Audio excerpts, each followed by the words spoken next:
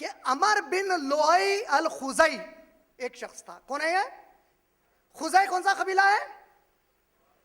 Yemen का दूसरा कबीला जिसको कुरैश मार के निकाले, उनका एक आदमी था अमर बिन लुहई अल खुजई। ये बेचारा अच्छी खासी मक्के में इज्जत थी, शामत पुकारी, आखिरत में अपनी बर्बादी की। सफर करने तिजारत पर शाम को गया, मक्के से शाम को गया। जब सीरिया को गया तो वहां पर लोगों को देखा कई मूर्तियां बनाकर पूजा कर लेते बैठे हुए, भजन गा लेते बैठे हुए मूर्तियों की। ये परेशान हो गया, बोला ये क्या कर रहे हैं तुम लोग? तो वो लोग बोले देखो, बारिश के लिए एक मूर्ति है, हवा की एक मूर्ति है, खिलाने की एक मूर्ति। अब और कह के मूर्तियां बनाता रहे, पेट में अटक गया तो उसकी भी एक मूर्ति बनाता। मूर्ति बनाए बोले अलग अलग। तो इन्हें बोला अच्छा, अरे हमारे रेगिस्तान में बारिश नहीं होती तो असल कौन सी मूर्ति है? बोले वो हबुल की मूर्ति है, बोले हुबल की। बोला मेरे को वो मूर्ति तो मैं खरीदना चाह रहा हूं। बड़ी मूर्ति खरीदा। ये पागल लाके मूर्ति कहां रखा मालूम है? काबे के बाजू रखा। यहां से मूर्तियों की आमद हुई काबे के सहन में। अब काबे को कौन लोग आते थे बाहर से? हज करने आते थे माशाल्लाह। ये बात क्यों सुना रहा हूं समझो आप लोग, गौर से सुनो मेरी पूरी तकरीर। हर बात बाद में कनेक्ट होगी हर चीज से इंशाल्लाह, गौर से सुनो। हमारे में एक मिजाज होता, कई बार जब दीन की बात एक दूसरे को समझाते हैं, फौरी आप पलट के क्या बोलते मालूम? अरे भाई तुम ऐसा बोल रहे मगर वहां देखे ना मक्के में ऐसा हो रहा ना।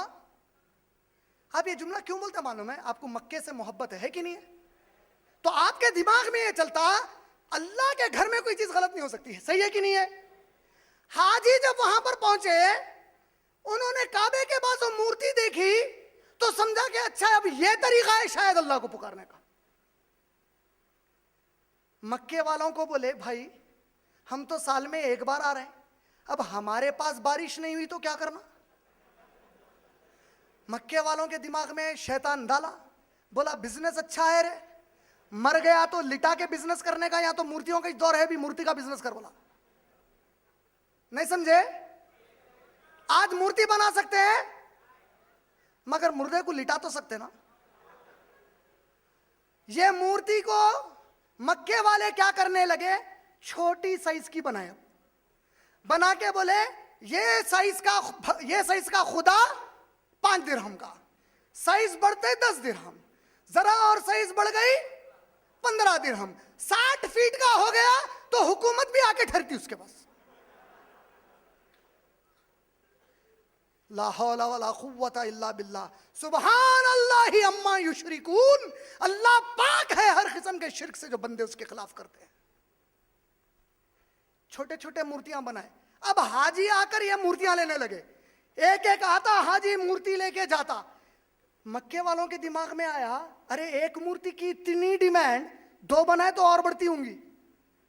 अब दूसरी बनाए, तीसरी बनाए, चौथी बनाए, यहां तक के 300 से ज्यादा मूर्तियां बना दिए काबे के अतराफ। समझ में आ गया काबे में क्या हुआ? नबी सल्लल्लाहु अलैहि वसल्लम के आने के पहले मूर्तियां कैसा आई समझे?